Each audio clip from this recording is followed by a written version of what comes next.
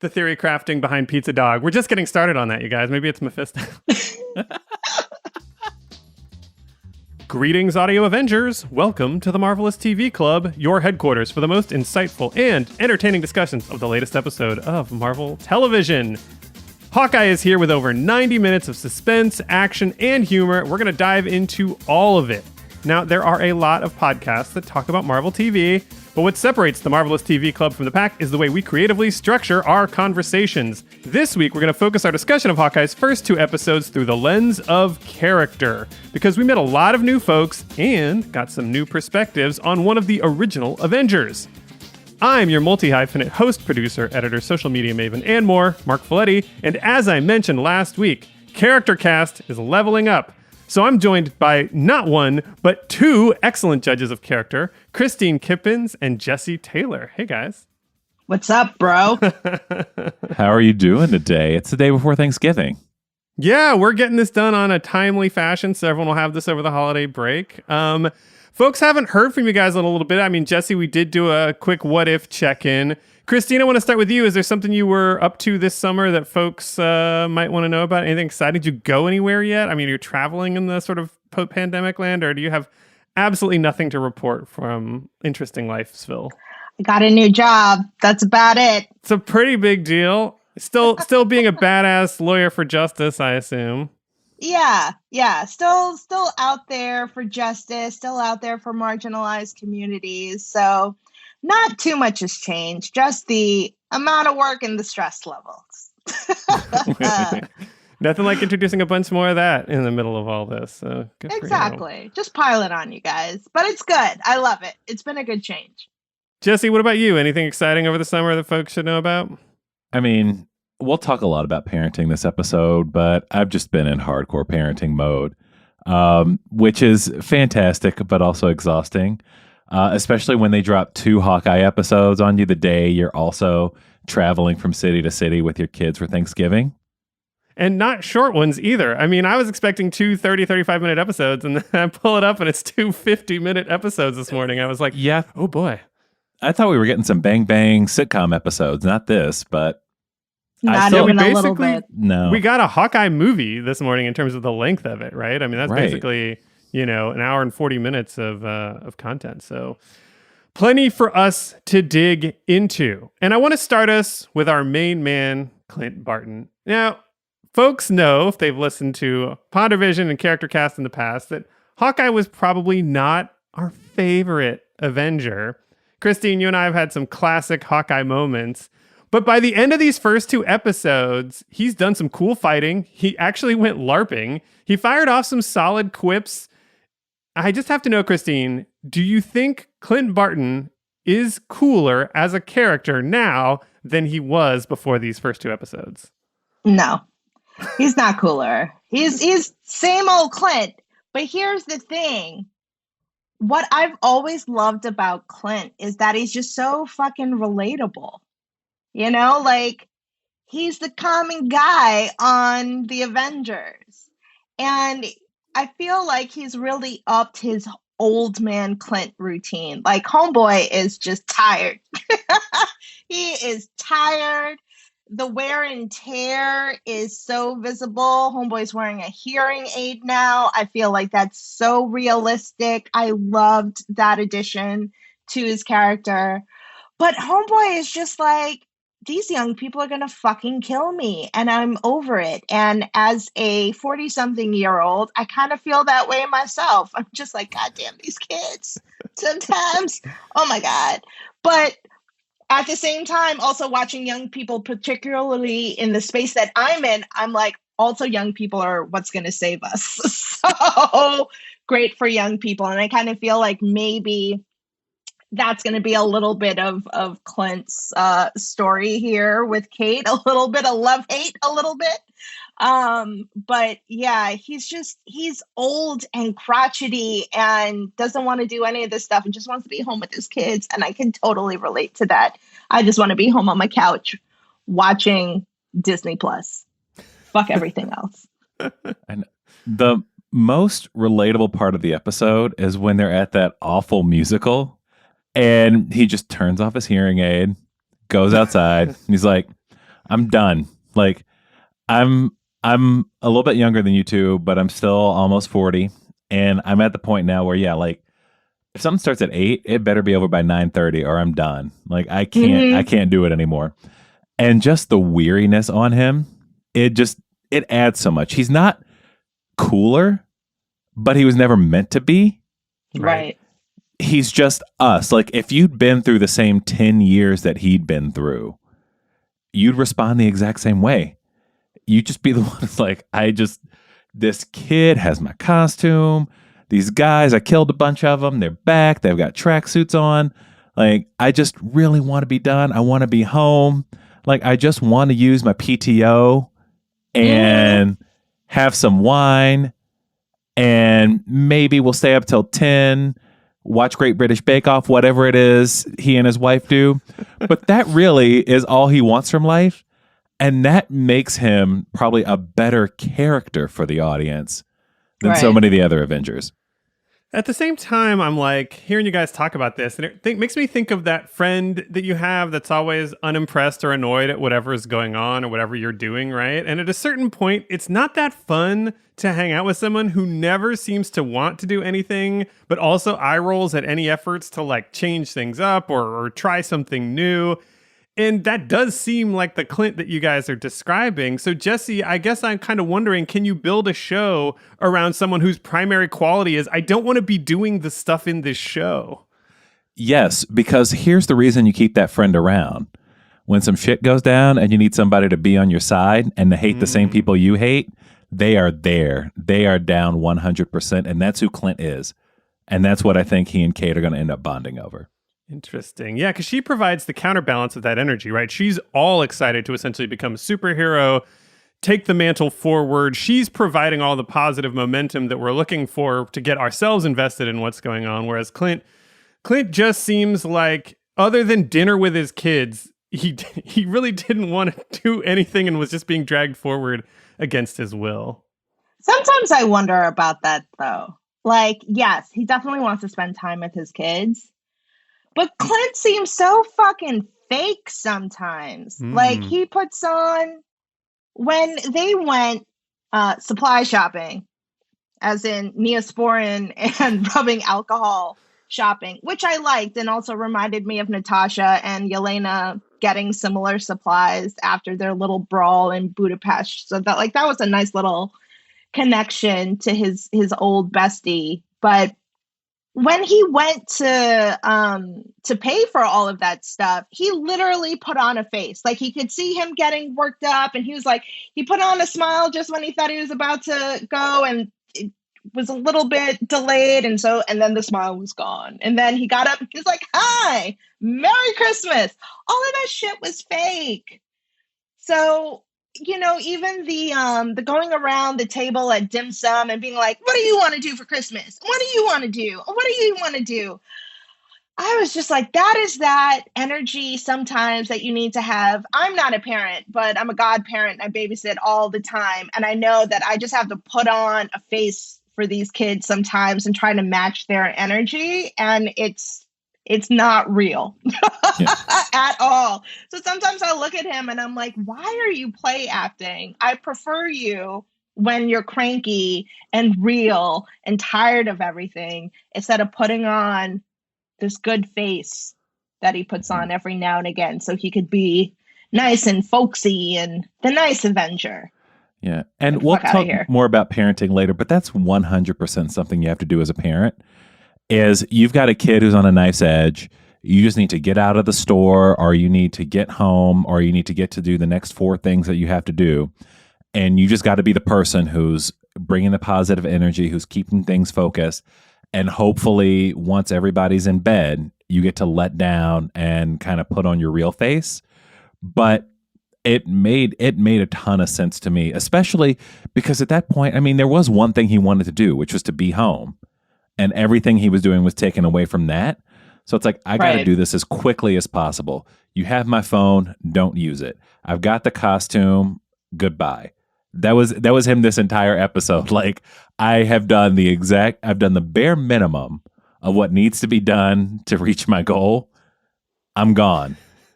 Don't call me. Yeah, even the LARPing scene, right? It's like he tried best. as quickly as possible. You know, he's like battering his way through like 40 LARPers in 10 seconds to get to the main guy. You know, it's like at every turn, the other person on the side of the thing he's trying to get done has some unusually detailed requirement that poor Clint has to jump through the hoops for. He kind of sounds like the most Gen X of all of the Avengers, which is kind of as a Gen Xer myself, like something I don't necessarily, again, want to identify closely with Hawkeye, but the sort of rejection of earnestness that Rogers the Musical presents and the general weariness and all the other stuff we've been talking about. I don't know. He seems like he's rocking the Gen X vibe to me. I'd agree. Is Jeremy Renner Gen X? That's a good question. Let's look up how old Jeremy Renner is. Any guesses before I reveal the number? I'll go first. I'll say 48. I'm going to say 45.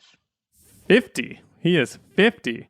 Going on 51 in January. So, Not bad. Wow. That's significantly higher. I was going to guess, about my age, about 45 on the outside. So 100% right in the heart of Gen X. That's pretty impressive to be running around as a 50-year-old. Like we were saying, it's, normally about earlier bedtimes, not jumping around on set. But, Hawkeye has been through a lot, right? So the Ronin costume, which we saw Clint use in his serial killing murder spree in Endgame that had presumably been going on for like the whole 5 years that since his family disappeared, that costume plays a central role in this story.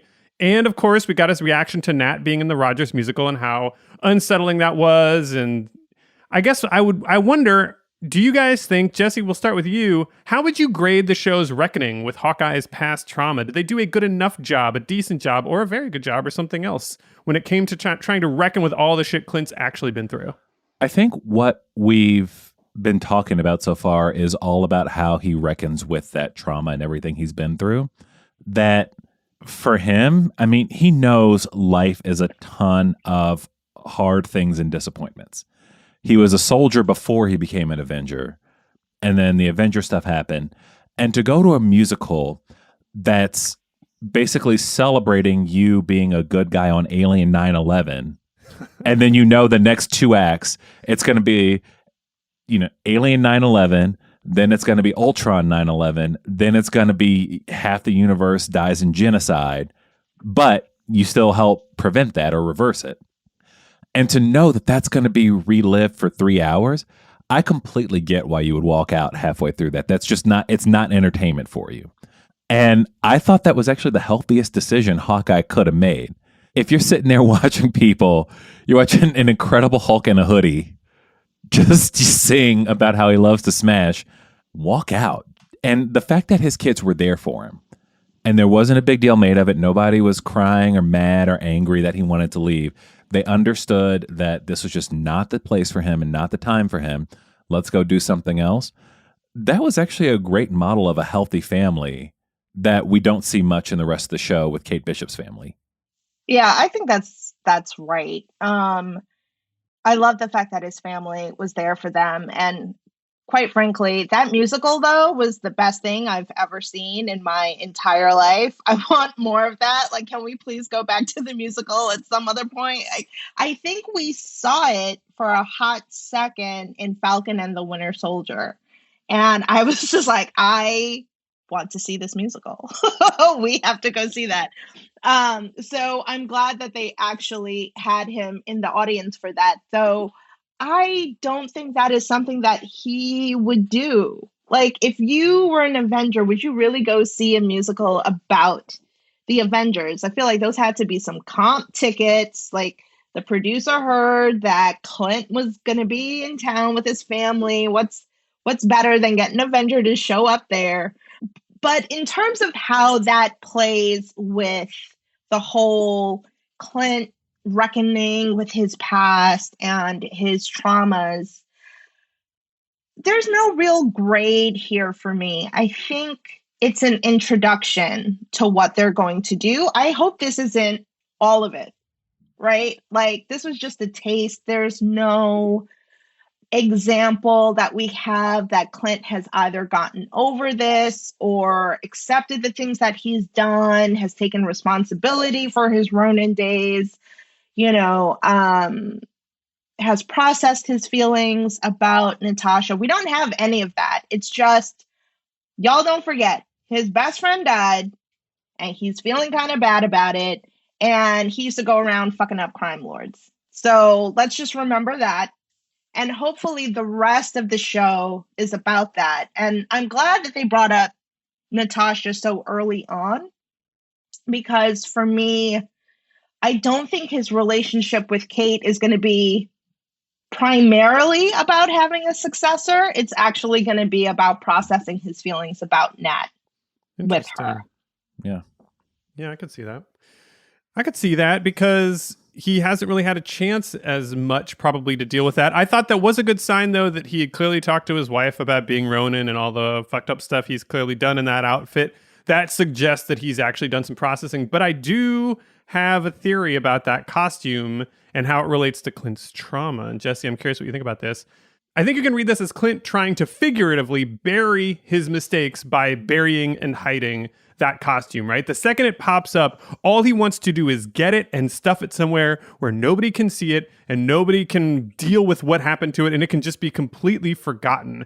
And I think that is kind of an analogy to how Clint might be trying to handle that era of his past. Those 4 or 5 years he was running around doing that. He just wants to take that, put it in a little box, and which, again, we saw the costume in a literal lockbox when it was introduced in the auction. It just feels like that's very human and could blow up in his face, and does suggest what Kristine is saying, which is that maybe we're going to get more of Clint's, hangover, if you will, of dealing with this whole period of his life. Yeah, I mean, if you think about it, we've only seen a little bit of his time as Ronin, but he was not even really an assassin, because usually an assassin is hired by somebody else. He was just a straight up murderer. He just went around killing anybody who he felt deserved it for several years at a time. And then once the Avengers came back into his life, he stopped, but he stopped because he had to. And so he left a lot of bloodshed behind that for him, he can just say, that was a different time. I had my reasons. But I don't think anybody else understands those reasons. Nobody else is going to say, if you're in the current tracksuit mafia, you're not going to say, oh, my old bros are dead now, and I've got all these new bros who I have to get used to because Ronin killed all of them. And you're not going to say, well, got his wife and kids back, so we'll let that pass. And I have to feel there's a lot more crime lords, and maybe we'll see some crossover from Madripoor, from Falcon and the Winter Soldier. Maybe we'll see something else. But there's a lot of very bad people who do not care about Clint processing his grief or burying his trauma, and might even be on Twitter being like, Clint Barton's full of shit. Fuck that guy. Like, I'm glad they put Ant-Man over him in the musical or whatever. Yeah, putting Ant-Man in the 2012 battle was a great touch. I saw a lot of folks commenting on that on Reddit and whatnot after in the episode threads afterwards. Just this idea that, of course, the producers are going to throw whoever on the stage because nobody remembers which Avengers were there in 2012, and they just want to use that cool Ant-Man costume on stage. That all tracked for me and was pretty entertaining. I also liked that moment of Clint going to the urinal and seeing Thanos was right. That was a nice and intense moment. The weight of his sacrifice with Nat being fresh on his mind as he goes in there, only to see that and realize not only do people not understand what he went through and are now glamorizing it on stage, but that there's still a whole bunch of people who don't even appreciate or are resentful of the outcome that the sacrifice of Nat led to and all that. It's had to be pretty devastating. Well, Kristine, I don't think there's any way to get around it. Clint is trying his hardest not to be a mentor, but the role is obviously going to be inevitable with Kate Bishop. Will he be a good mentor or not? I mean, here's the thing. Yeah, dude, it's inevitable. It's already started. And this is also just the guy that he is.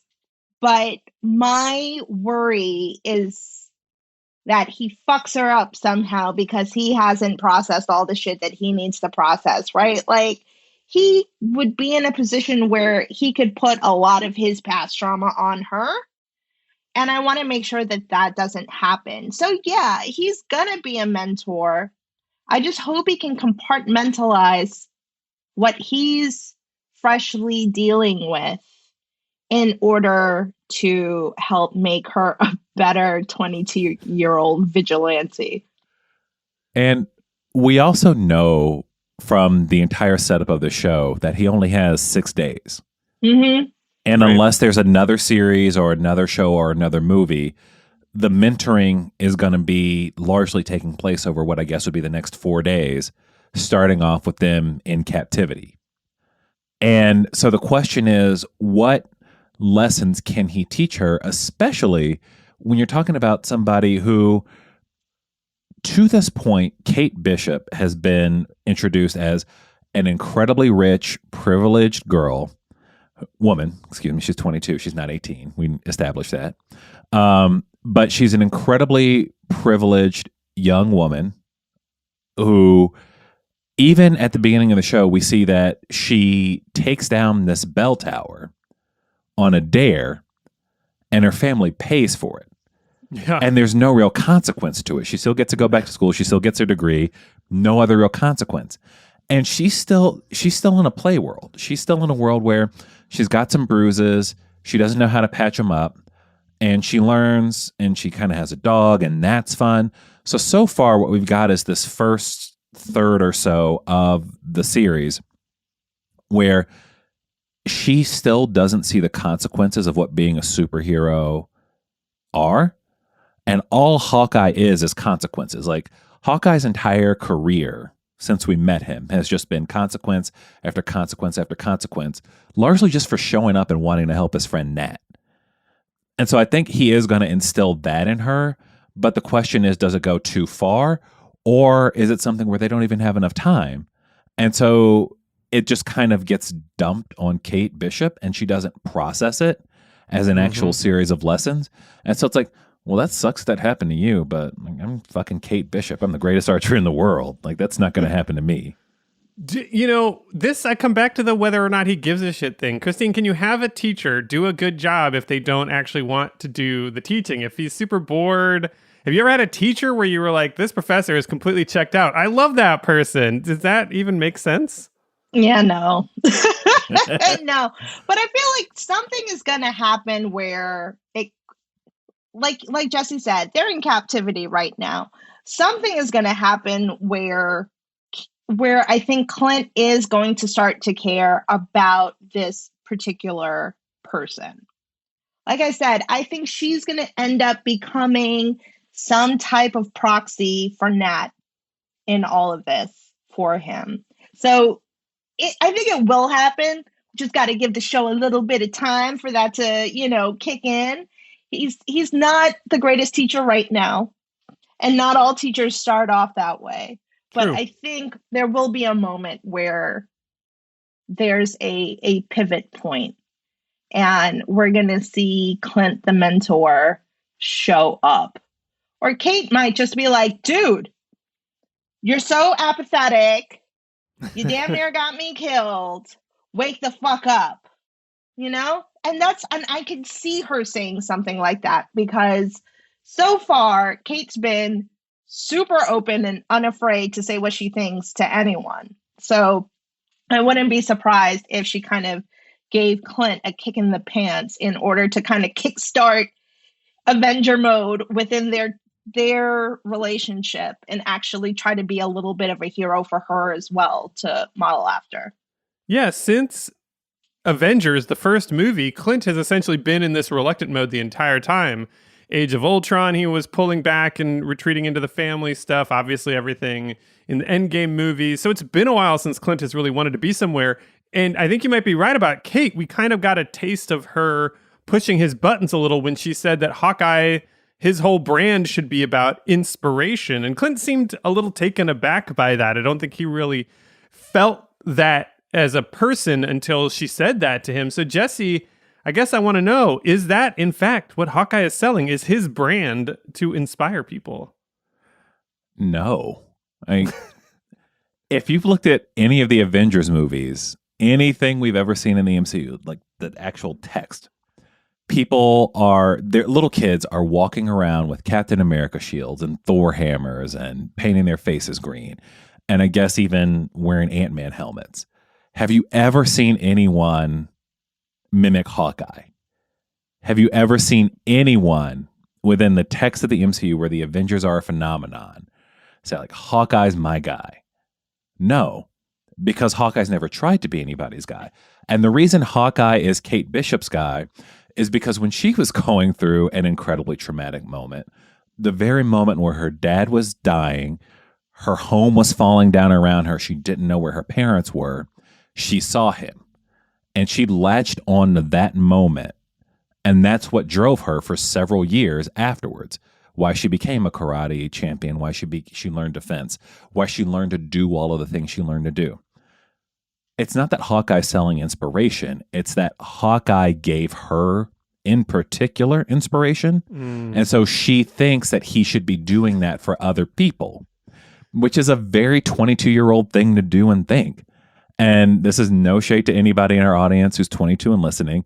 I know we're very popular among that set. Well, we actually do have, Maeve students. We got a whole class of people listening to us probably around this time. So we definitely have at least some 22-year-olds in here. So, welcome to Jaded Adultsville. We're your Hawkeyes. You can be our Kate Bishops. Exactly. And so what Hawkeye is selling, I actually don't know that Hawkeye's selling anything, that Hawkeye's ever wanted to sell anything. He sort of involuntarily sells things in the same way that, you become famous. And so you get attached to things. Avengers is a brand. Heroing is a brand. But what Kate is describing to Hawkeye is not what he does and not who he is to the greater public at large. That's who he is to her. And she really has to understand those feelings and understand her experience in order to understand who Hawkeye is and what being a superhero actually entails. Well, I agree with you in part, Jesse, that he was definitely an inspiration to Kate. And of course, she's going to push that idea on him without saying, you were an inspiration to me, but that's who you are. But no, there aren't kids out there with their bows and arrows being Hawkeye. They might be Katniss Everdeen, but they're not Hawkeye. But I'd say that Steve Rogers and Tony Stark didn't put on that outfit, but they went and tried to get that life that Hawkeye had. I think that Ultron in particular was the movie where Hawkeye as the inspiration was a thing, right? So he inspired Tony to actually settle down with Pepper, maybe at some point have a kid because it was possible. He saw it, did the same thing for Steve. And then by the end of the movie, the Maximoff twins were Avengers because of Clint, or at least that one speech he gave to Wanda did it. And the last words that Pietro utters are Clint's words right back at him. So he might not be a massive inspiration to the world at large, but he does have his fans, and there are Avengers among him who are his fans. And sometimes I wonder about that little kid in the theater who saw him and waved and was all excited, whereas no one else in Manhattan seemed to realize who the hell Clint Barton was. I'm like, what Avenger can walk around New York City and not get mobbed?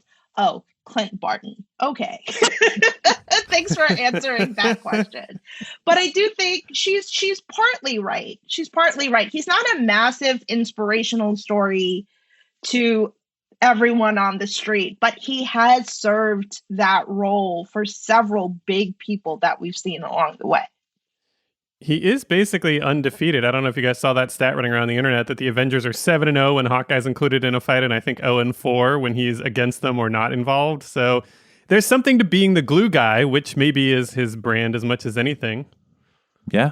He's the sixth man of the year every year. Yeah. Full on energy guy off the bench.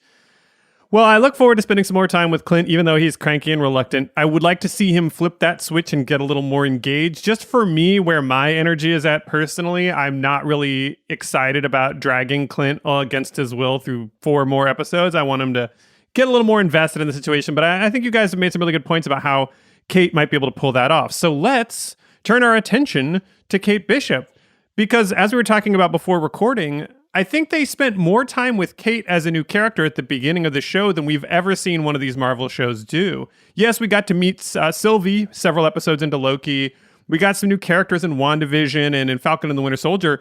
But Kate Bishop is most of that first episode and a sizable chunk of that second episode. And it's the first time in these shows that we've really gotten this deep with a brand new character. So, Kristine, we're 2 episodes in. I want to know, 1, what do you like most about our newest young Avenger? And do you find her a compelling character overall? Well, I'm going to answer the second question first. Jury is still out. Okay. I don't know if she's necessarily that compelling for me, considering that I grew up in New York City and had to go to a predominantly white, rich, all-girls school on the Upper East Side of Manhattan with my poor Black ass. And I'm just like, oh, Kate Bishop is like so many girls I went to school with that I don't like. Was that like the Gossip Girl school? Did you go to the Gossip Girl school?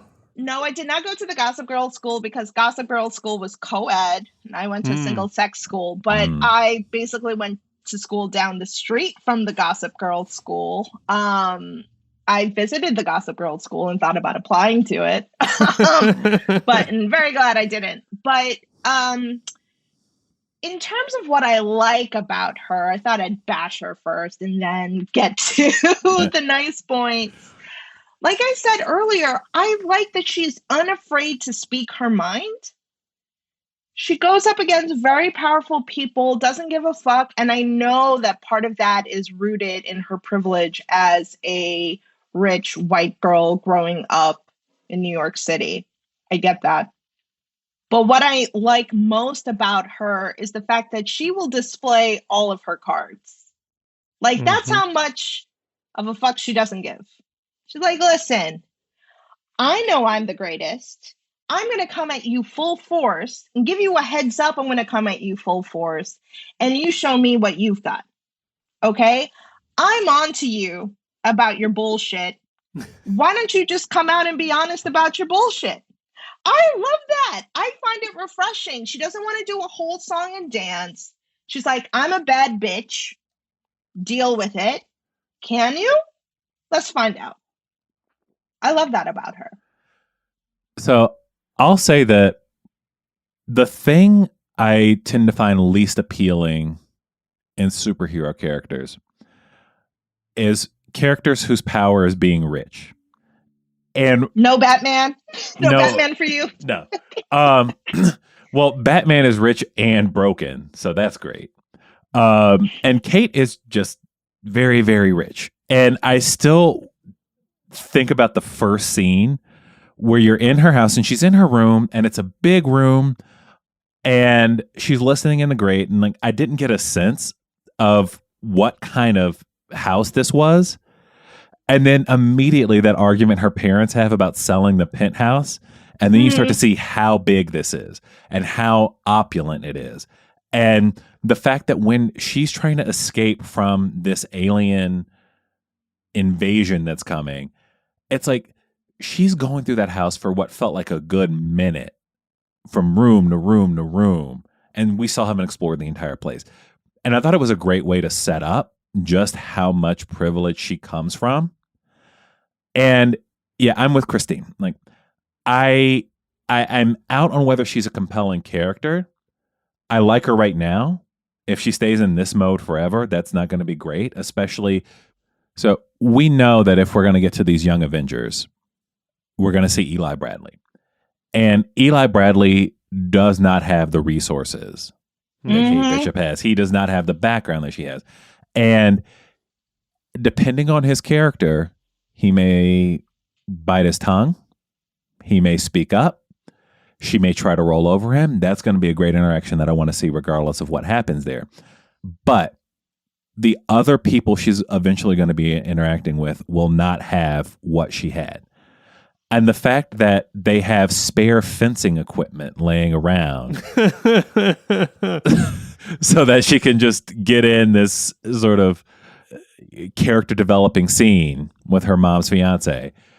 I thought it was well done, but at the same time, it's just like, this is a world that is dripping in wealth and that has to come up at some point, especially to be rich after half the world disappeared Mhm. and then came back, and to maintain your wealth through all that.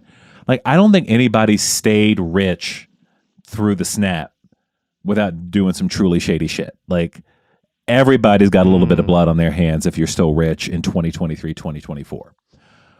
But what I like about her is that even if she hasn't thought about it yet, and I don't think she's thought about it for a second, I think she's so wrapped up in the fact that she was there for the Battle of New York.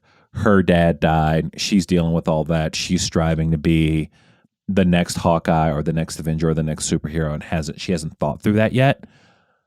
But I think she has it within her to realize what she has and what other people don't have, and to hopefully adjust accordingly. Now, if she doesn't, I hope somebody brings her down to earth a little bit, a lot of it, actually. But I think she could. I think she could learn that. They have her mom obviously hit the nail on the head by calling her young and rich and super privileged. But at the same time, Tony Stark was basically the same thing. And a lot of the things people like about Tony are that carefree confidence that comes along with having that kind of entitlement and the ability to just sort of walk through the world like, with that fearlessness and that self-confidence that is hard to have if the world's ever actually like dealt you the kinds of blows that it deals most people who don't have what Kate Bishop's got. So in that sense, I can kind of see how that works. And also, hey, they introduced LARPing in this show, so we can talk about this. When you have one of your characters is rich, it solves a lot of writing and world building problems because you can get a headquarters and you can have some of the equipment and you can deal with some of these things without having to explain it, right? Tony Stark had Avengers Tower and then built the compound and did all these other things, and we never had to wonder who is paying for all of this Avengers crap like the Quinjets because Tony Stark just fiat's money, basically. And so whatever else needs to be done can be done through that. So there is some utility to having the rich character, but I'm hopeful that, as you guys are saying, this will be a little bit more about confronting some of that because, it's not a secret. I found Tony pretty toxic a lot of the times, even in like the Spider-Man movies and whatnot. So that behavior, I think, is rooted in the problems that could also come along with Kate. You guys talked about the fencing scenes, and I do think there was some really revealing stuff in there. Her attack on Jack to get him to parry was a magnificent moment because it shows that she's really willing to trust her instincts and take those big risks, and I enjoyed that. I would also say that there were no shortcuts for Kate to develop her high levels of physical athletic prowess. Thanks especially to that opening credits scene in episode 1, we see just how much she's gone through. And I would say that's among the most believable and realistic backstories we've gotten for any of these superheroes. Ant-Man just goes from a dude who broke into a computer to steal some stuff and put it on the internet or whatever to, doing all kinds of, hand-to-hand combat after like an afternoon of practicing with Hope Van Dyne. Here we get a story of somebody who's been doing this shit since she was 5 years old, and that felt really interesting to me. But of course, she wouldn't have been able to do all of that stuff in New York City without a shit ton of cash. Ton of money. Yeah. Archery lessons, karate lessons, gymnastics lessons. And what's the last one that I'm missing? There were 4 things. Karate, gymnastics, archery. Was there something else? Diving? Did she do some swimming? Fencing. And the fencing. Fencing. Oh, and the fence. Yeah. All of the, especially fencing. It's expensive. I had to go to the Y to get my gymnastics classes, and they were not going to make me a superhero. It's like the level of instruction I was getting for the little bit of money we were putting in there. It's not going to make me a superhero. My daughter's in gymnastics classes at the Y right now, and I mean, it's like she can do a forward tumble, and if that's a superpower, she's going to take over the world. But yeah, you drop, I think it's $60-$70 right now, and it's a fun time. But yeah, you cannot show up to the Avengers with Y-level skills. Being a superhero is just another one of those things that actually has a tremendous hidden cost to it. And hey, Kate Bishop is at least laying some of that bare for us. Jesse, was there another MCU character or a role or situation that a character was in that Kate reminded you of? And was that a good thing or a bad thing that she reminded you of that? The hard part about Kate is that we've seen a lot of heroes in their origin stories in the MCU. And we've seen the same story over and over again, where you get these powers and you have no idea what's going on. And you sort of joke your way through it until you finally realize your full power. That's not the story we're getting with her. And oddly, the character she reminds me the most of is Doctor Strange. Oh. A rich, talented person who undergoes some serious trauma, and the way that they deal with it is to try to train themselves into completely moving past it and being able to shield themselves from it for all time. And even to the extent that Kate Bishop has developed her skills and learned all the things she's learned, it's not even really clear that she wants to be a superhero. She loves Hawkeye. But if we look at what she's done, has she done anything in the text of the show that shows she gives a shit about anyone else's well-being? She tears down the bell tower at the school, but you don't hear about her, she's not roughing up people on the streets to protect them from pickpockets. She's not doing that sort of vigilante level stuff. She's not involved in any sort of charitable work that we know of or involved in any social movements. As far as we can tell, she's just a person who's monomaniacally focused on making herself the best archer, the best fighter, the best gymnast, the best fourth thing. What was the fourth thing? What did we say? Fencing? Fencing, the best fencer. We're always going to forget one of the four. But, always. But she's focused on doing that, but it's not clear that anything she's done has been for the benefit of even her family, let alone her community or anyone around her who might need her help. Kristine, did Kate ring any bells for you for other MCU comparisons? So Doctor Strange was definitely at the forefront of my mind, but I think the person that I committed to was Tony. That, you can say that Tony and Doctor Strange followed very similar paths in that something traumatic happened to them. And then, in order to deal with that, they built up some new skills, or at least Tony used his skills from before in order to become Iron Man. And I find her to be very similar to Tony in that she's, like I said, she puts her cards on the table. Tony was very much the same way. I think I'm the best. I'm not going to put any question on that whatsoever. And I know better than anyone, and I'm just going to move forward with whatever plan I think is best, even though I end up falling through the ceiling and getting captured by the tracksuit mafia because I just can't help myself. So to me, she's a little bit like Tony, just less obnoxious. But she's still pretty fucking obnoxious. Maybe it's the same level of obnoxiousness. I'm just missing the usual toxic masculinity from Tony that Kate isn't giving. So I'm thinking she's less obnoxious, but no, they're probably at the same level of obnoxiousness. I went with Hope Van Dyne. I kind of hinted at earlier for unrelated reasons, but she also lost a parent at a young age. I also think there's a chance Kate Bishop's dad might not be as dead as he seems. Who knows? It's tough to say. It didn't seem like there was a body in that situation, so we'll see. Obviously, they both have some money. They're super self-assured. Kate is way more fun than Hope, but they are both equally driven with that singular focus to be the best and really, really, really hate even the slightest condescension that goes in their direction. So, I don't know. For me, I kind of got some Hope Van Dyne vibes, and I was curious to see if they were going to kind of build that out. I think the two of them would have a lot to talk about, but Kate, again, is at least a little more fun than Hope, who wound a little tight, I thought. So we're going to get a what if episode where we find out at the end the twist is, what if Kate Bishop joined S.H.I.E.L.D.? What if Kate Bishop took skiing lessons instead of fencing lessons? Oh my God. She'd join like the Canadian Mounties. It'd be awesome. You get some adventures in the North. Well, another new character that we met was Jack Duquesne, the stepfather-to-be of Kate Bishop, the spouse-to-be of Eleanor Bishop, her mom, and a very creepy dude from Breaking Bad and Better Call Saul's universe. If anyone has seen, I think his name is Lalo Salamanca in that show, but he was throwing a lot of very sinister vibes, but it was also hard to get a handle on exactly what this guy was about, Kristine. So I was curious if you had any guesses, thoughts, predictions of what Jack's ultimate goal or plan might be. What is he after? So I feel like I don't have nearly enough information to form an educated guess. So what I'm about to say is going to be super fucking basic. I think he's after good old fashioned money and power, right? Mhm. Because his uncle hinted that Jack's broke.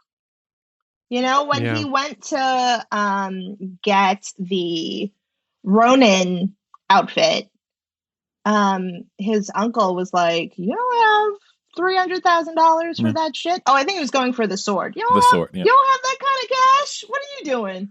And honestly, $300,000 for a sword for a man who was living in a duplex penthouse on the island of Manhattan that is probably the size of a city block.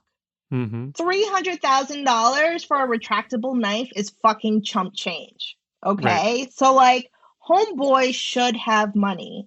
For his uncle to have a townhouse where he was, that was as nice as it was, and had a brick fence and all of that shit, like, that is at least a $35 million brownstone in New York, minimum. $300,000 for a sword isn't going to be anything for him, which is why he damn near spent $500,000 for it before he died. But I'm wondering if, and this is like just a little wild and speculative, that he wanted to get the whole Ronin outfit in order to spark fear again on the streets of Manhattan, in order for folks to want more security, right? Like, maybe he wants to target rich people. Maybe he wanted to turn Ronin into like a Robin Hood figure and really terrorize like some super rich people in Manhattan, so that everybody ends up going to Bishop Security and wanting to, like, you know, invest more in Bishop Security, and that business being super lucrative, and somehow through his marriage he's able to take over the company. Super basic, super like non-Avenger level threat level here. That's all I've got for him. That he's just going to be a basic bitch of a villain, and he's not going to be anything that special. But we'll see, because clearly he has some skills with a knife. We just don't know to what end. Jesse, you got any guesses on Jack Duquesne's motivations and or objectives? So, am I allowed to go into the comics a little bit? You cheater! It's not cheating if I dedicated all of my teenage years to this, okay? This was your fencing and your gymnastics and your karate and your archery. Yeah. Oh, all four. Got all four, baby. When our powers combine. So, Jack Duquesne in the comics is a character named Jacques Duquesne, and Armand Duquesne is still there. Jacques Duquesne is a villain called the Swordsman, because nobody was fucking original when they were making up villains in the 60s. Basic bitch. Yep. And I mean, as a villain, like, I think he's developed more in later years, but basically the whole thing was Hawkeye had a bow, he had a sword, they fought with different weapons, and it was always a battle between, you know, is the sword or the bow going to win? And your general basic villain motivation. He wants money. He wants to steal things. He wants nice things, or he wants a new sword. That's pretty much all he ever wanted. And I think they're going to give him a little more here, especially since it looks like he killed his uncle, who I think in the comics was still alive. Like, I don't think that ever happened. Mm-mm. And the sense that I get from this guy is that he is rich but not good with money. He wants the Ronin outfit and the sword to start this career, to bring in the money and sort of run an underworld.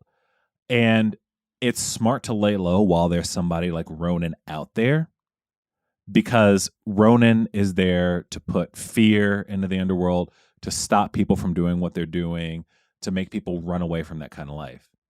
But if he controls Ronin, then he can take over that life. So he goes out, and I think it's less Robin. I think it's purely selfish motivation. He goes out as Ronin, and Every time he kills a bad guy, he takes what they have, he takes over their empire and starts running it. Now, this actually gets on to, I think, a little bit of a different conversation.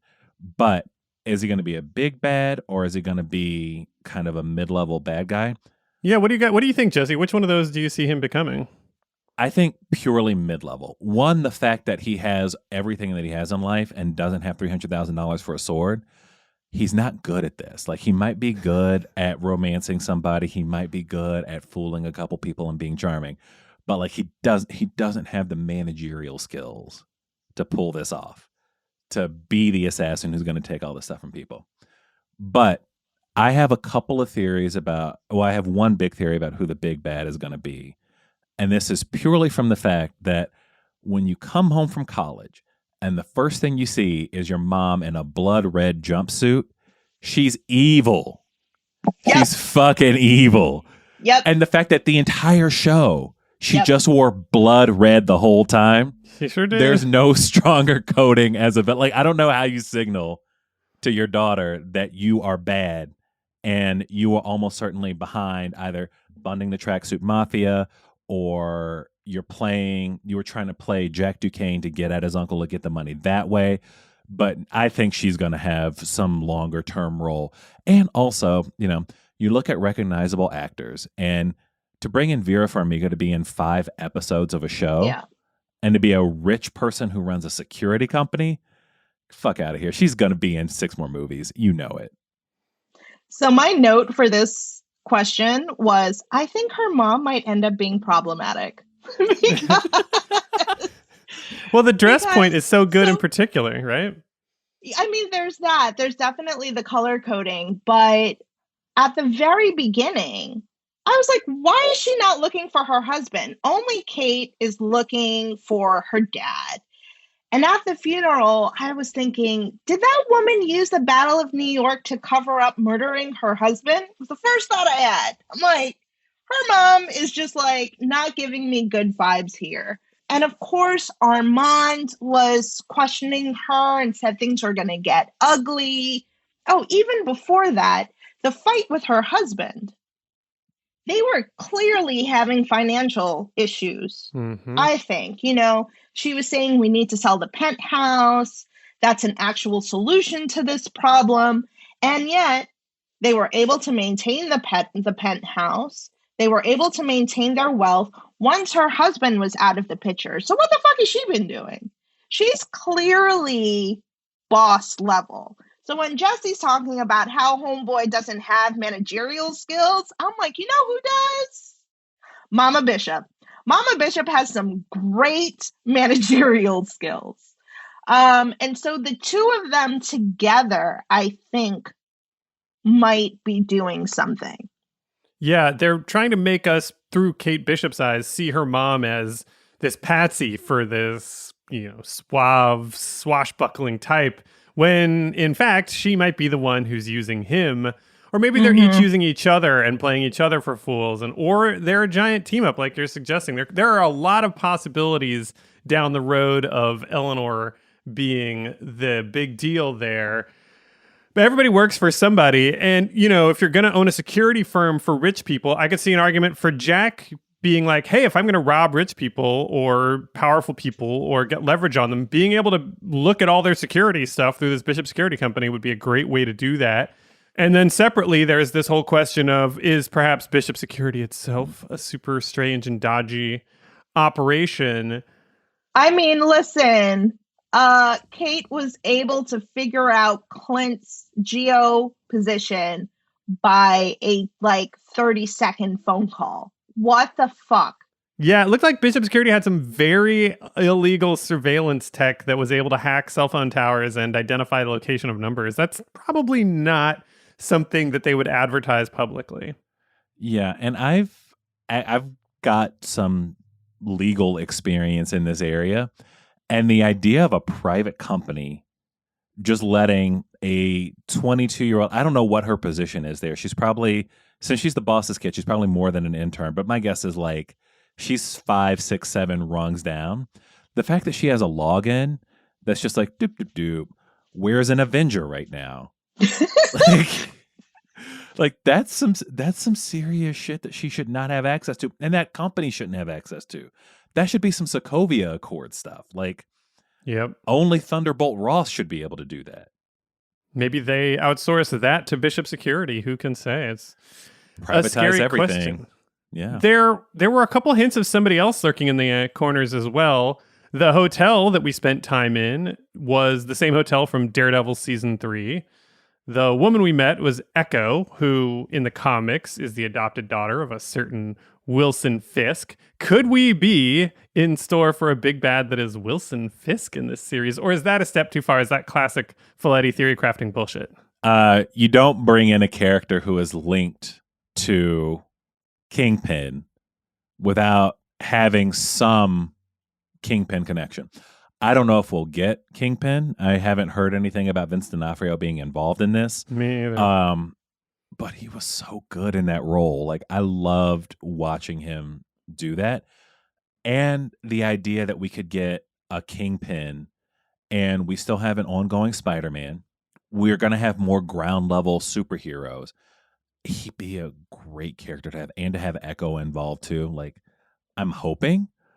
But again, you never know. Like, we did spend 9 episodes of WandaVision wondering if it was Mephisto. Yeah. And we sure did. We spent a lot of time Mark with that guy. spent 9 episodes of WandaVision wondering if it was Mephisto. Yeah, exactly. We're still not on the wood yet. There's still a very good chance the old Mephisto shows up in Multiverse of Madness. I don't know about Wilson Fisk, but the Eleanor clothing stuff also reminded me a lot of the Hand from the Daredevil series, the bad guy group. I don't know. It just seems like there's a lot that could be adding up. But Eleanor Bishop might be up to some real bad shit. And I'm excited to see that, given all the focus on Jack, how they might surprise us that instead of being, the patsy, she's the puppeteer. That could be a lot of fun. But I got another question for you, Jesse, because you hinted we were going to talk about this, and I, of course, want to pick your brain as the parent on this here character cast. We got a lot of focus on parenting and the parent-child relationship between Hawkeye and his kids, Kate's mom, Eleanor, Jack buying his book on being a stepdad. The show focused on the issue a lot. What did you make of that? 2 things. The first is that we're literally having the first generation of heroes give birth in a way to the second generation. Kate Bishop was born of the Battle of New York. And so should she become Hawkeye or should she become someone else? It's a mantle that she's only going to take up because she was, as Kristine said, inspired by the heroes that came before them. The second is that you can't have Hawkeye, I think, have a show focused on Hawkeye without focusing on him being a parent, because it's so different from every other superhero. Every other Avenger has no kids as far as we know. Is that right? I mean, Tony had Morgan, but after, he had given up the mantle at that point. Exactly. And even the reason the snap exists as it does is because he wanted to be a father. He still wanted his child to exist. Mm-hmm. So that's the entire reason that the MCU is in the shape it's in. Hawkeye's the one Avenger who has kids, has a family, and has maintained that the entire time. And so to explore his character, you have to get into that. Now, one thing I did want to bring up, when I was watching this episode, you catch on to the parenting thing right away. What did you all think was the first bad parenting move of the episode? Because I know exactly what it was, but I want to see how early you think the bad parenting started and who it was. I've got a thought. The paying for the clock tower right away struck me as a really bad move for Kate Bishop, just because it let her get off scot-free, consequence-free for everything she did. That was pretty early on, I feel like, but maybe I'm missing something even earlier. You are missing something. I was upset with Eleanor at the funeral. Kate's crying and upset and everything. And her mom says something along the lines of, I'm going to be okay because I have the greatest daughter in the world, which to me put a lot of pressure on Kate. And I was like, holy fuck. Like, lady, did you actually just say that to your kid at her dad's funeral when she's at her most vulnerable? Okay. Way to fuck up her little psyche and think that she's got to be the absolute best daughter in the world in order to ensure your happiness and the fact that you're okay. But that was one thing that I didn't like at all. Yeah, and that's a classic toxic parenting move. But there was a bad parenting move even earlier than that. It was in the first scene where her parents are fighting, and she's listening through the grate, and her parents are yelling at full volume in a palatial penthouse. And then her dad comes up and says, "It's wrong of you to listen in." Like, fuck you. It's wrong of me to listen in when my parents are screaming about how we have no money and we have to sell our home. And that to me actually set up a lot of this episode and a lot of the themes of the parenting that we're going to see, which is that even the good parent unintentionally did something. And I don't know if it was intentional or not. I'm gonna give him the benefit of the doubt, especially because he's sort of to be written as like the good parent who's gone, who kind of was a stabilizing force. But even then, he's telling her not to do something that comes naturally to her, and that is part of her own self-preservation. And I think part of what we see in her character is that she fights back against that. She acknowledges, like, okay, I hear what you're saying, but at the same time, she's not really sorry for it, and she shouldn't be. No kid in a house where your parents are fighting and fighting loud enough for you to hear should pretend that it's not happening. Right. And should hide from that. That's not good parenting. And I just found it interesting that even when they were clearly trying to set him up as the parent who was kind of the idolized figure, the one who was going to be missed because he was gone in the traumatic moment, he still did something that tried to tamp down who she was and tamp down a natural response to the situation that she was in. And I found that super interesting. And I don't know if that was a conscious choice or not, but it just kind of goes to show that even like there's all sorts of modes of parenting in this episode, and all of them are flawed in their own ways, and no one is good or perfect. And I like that they're exploring that. I'm wondering how far they'll go with that. But I found it to be a really subtle set of moments across the episode about how do you get people to turn out the way they are. And whether it's nature, whether it's nurture, those moments of parenting decisions have lasting impact for the rest of people's lives. You know, Jesse, that moment to me was so natural that I didn't even think that much of it, because as a person who has only been parented, maybe I have a little bit of bias here, so no shade to you and how you parent, because you've never parented me, so I don't know if this is you. But I find that so many people in places of authority, especially parents, find it super hard to admit when they fucked up. Right? So like you come into a moment like that, and instead of being like, I'm sorry we were yelling, I'm sorry we disturbed your nap, or, you know, we should have gone into a room and spoken about this in a normal tone of voice. I'm sorry that you had to hear that. You put it on the kid instead and be like, you shouldn't have been doing whatever. Like, you shouldn't have heard me having a moment with your mom, and putting it on the kid. Because I feel like that has happened to me multiple times from my parents growing up, as well as in the workplace, where like your employer doesn't want to admit to doing something wrong. Oh my God, who was it? King being like, I did this major fuck up, but you get the privilege of having to fix it. Like, it's the worst employer in the world that you talked about before on Pondervision, Jesse. So like, I didn't even think of that because it's so fucking natural, but you're 100% right. It was a major fuck up. They shouldn't have done it, but he puts it on her. There's a lot going on here, too, about the futility of attempting to control the people that you parent or are parenting you, right? Clint cannot obviously control Kate. And no, they're not, blood related. There's definitely going to be some parent-child similarities there. Clint's daughter is desperate to get Clint to do what she wants and come home for the holidays. And that's sort of this futile gesture, which he might come through on. But either way, it's clear Clint's going to do what Clint's going to do. Kate's mom obviously can't control Kate or get her to do anything she wants. And Kate chafes at the very thought of doing anything that Jack, her future stepdad, would ever suggest to her. So that was something else that stood out for me about parenting. But you're right, Jesse, that there were some, really powerful moments that show the crossroads that can happen. Because I don't know, I mean, like Kristine, not a parent here, but it seems like it's impossible to be perfect all the time. You're going to have those moments where you react in an unproductive way, right? That's inevitable.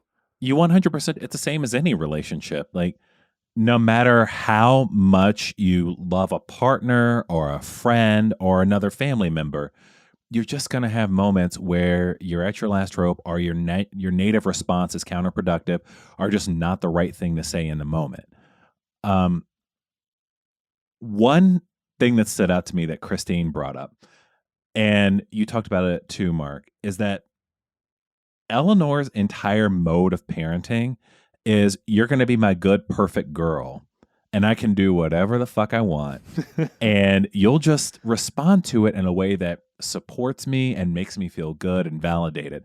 Like, her mom invites her home for this dinner and doesn't even spring a fiance on her, doesn't even bother to tell her, just, I have a date. And then she finds out from his uncle that they're engaged. And then kind of abandons Kate throughout an invasion by a mafia. And even in the morning when Kate is sitting there looking at her phone saying, I can't believe my mom hasn't called, she must be so panicked. Her mom called once. The call was 2 minutes and 6 seconds after she nearly died. And then her mom just never called again and said, show up at work. Like, that is just, that's a next level bad parent. Yeah, the signs continue to mount that Eleanor is kind of a piece of shit. Well, I want to ask about a few other little things before we get out of here. Kristine, what did you make of the woman showing up at the end, who I think we all agree is probably Echo? Did you like that scene? Did that raise any moments or excitement levels for you or anything? Are you looking forward to more from her? So, Audio Avengers, Mark does a lovely outline for us every week. And, the question he's asking here in our notes was, is that Echo? And my notes say, who is Echo? Fair enough. Well, I kind of already spoiled the Echo thing in my Wilson Fisk section, so I figured I had to kind of audible and tweak that. But yeah, who is Echo is a great question. I mean, the one thing we do know is that Marvel has very prominently told us there's a future show coming called Echo. I know that much. Jesse, do you have any thoughts on who Echo is? Echo's the daughter of the Kingpin, Wilson Fisk. She is deaf, kind of a counterpoint to Daredevil, who is blind. And I don't know her exact powers, but it's kind of the same way that Daredevil can sense via super hearing. She's got kind of super sensitivity in her other senses. And 90% of the people we see in Marvel, trained killer, great fighter, et cetera, who isn't these days in New York City? And I don't really know much about her character otherwise. I kind of stopped reading comics when she became more of a prominent character.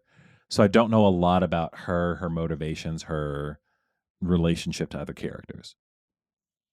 So hearing that she's deaf is really exciting. I mean, Marvel is doing a much better job these days of representation. I mean, if you guys have seen the Eternals yet, there's so many marginalized communities that are represented in that film that are so awesome. And I was wondering why they made Clint hard of hearing in the show. And now if Echo is deaf, I'm kind of hoping we have a silent battle coming up that kind of brings everyone into the world of those with hearing challenges. I think that would be absolutely amazing.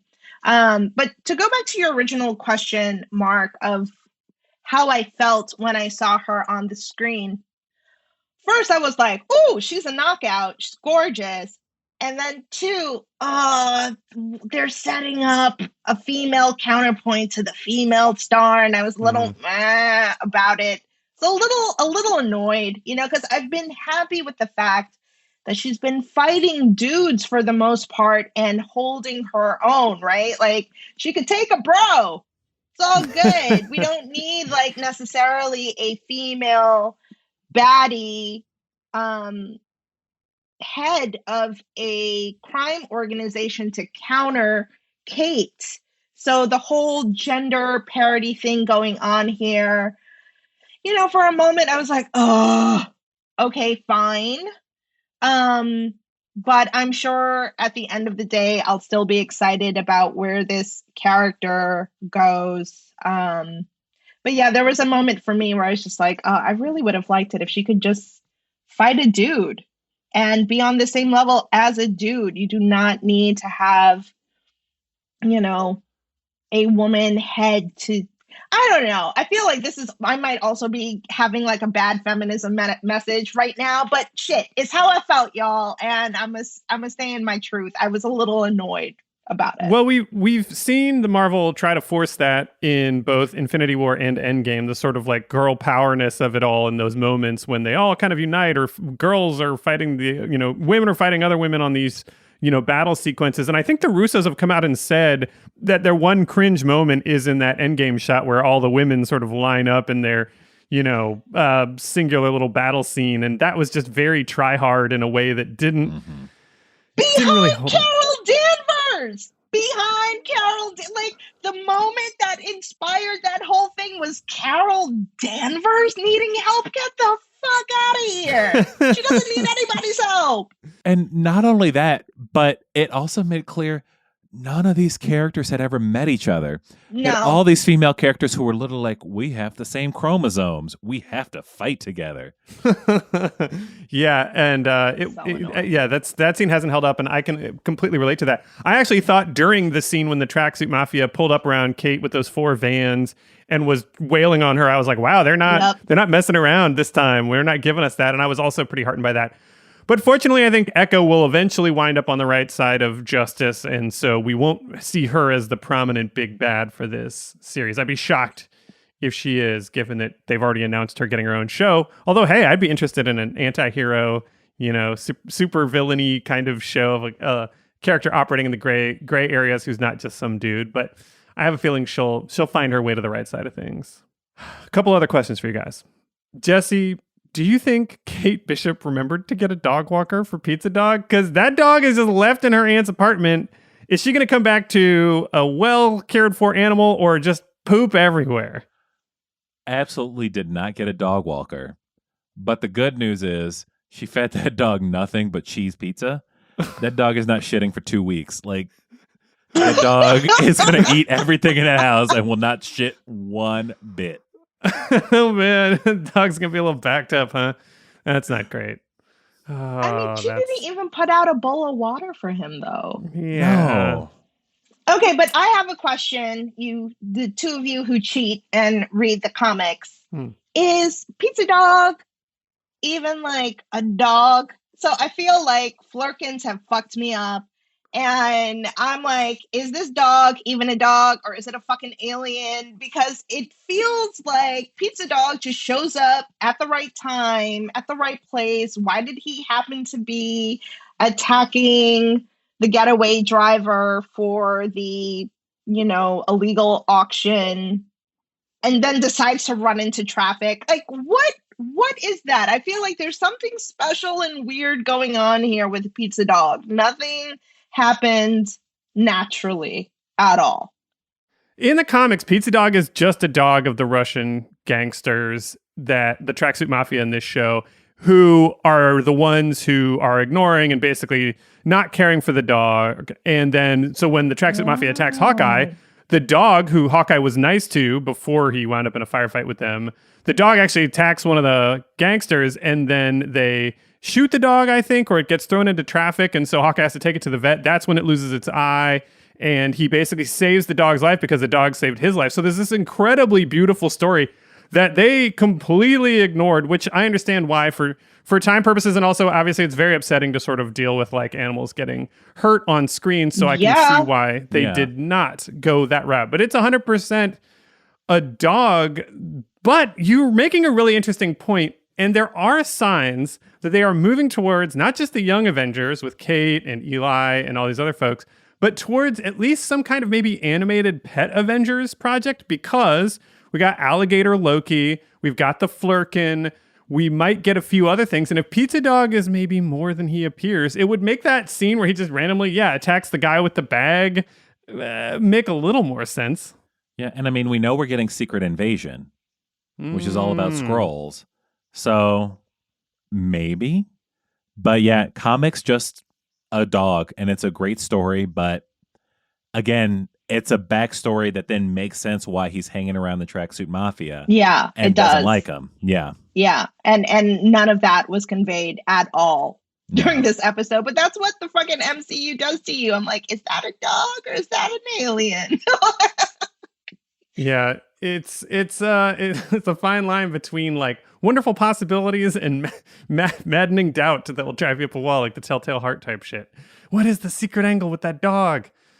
The theory crafting behind Pizza Dog. We're just getting started on that, you guys. Maybe it's Mephisto.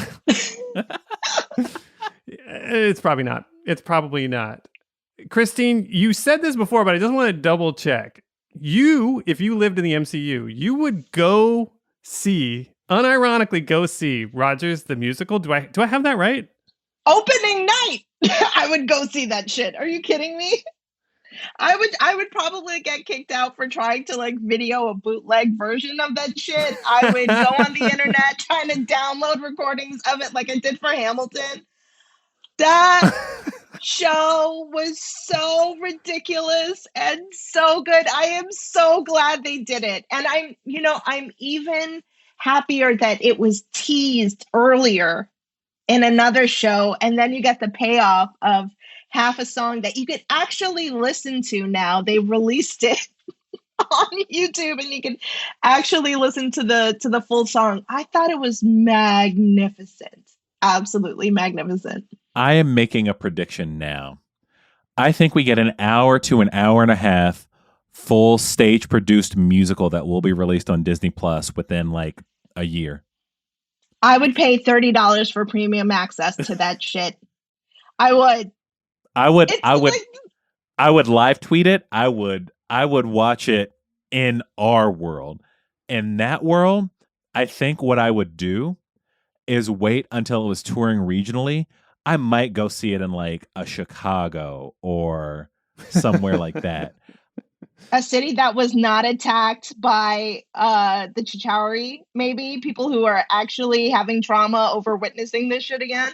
Right. I would not go see Act 2 Age of Ultron in Sokovia. Like that would just not be my thing. Yeah, no. Yeah, because it is kind of like imagining New Yorkers watching like firefighters and cops like singing and dancing about 9/11. Right. We don't have a 9/11 musical. We will never have a 9/11 musical. Not while our generation is still alive. No fucking way.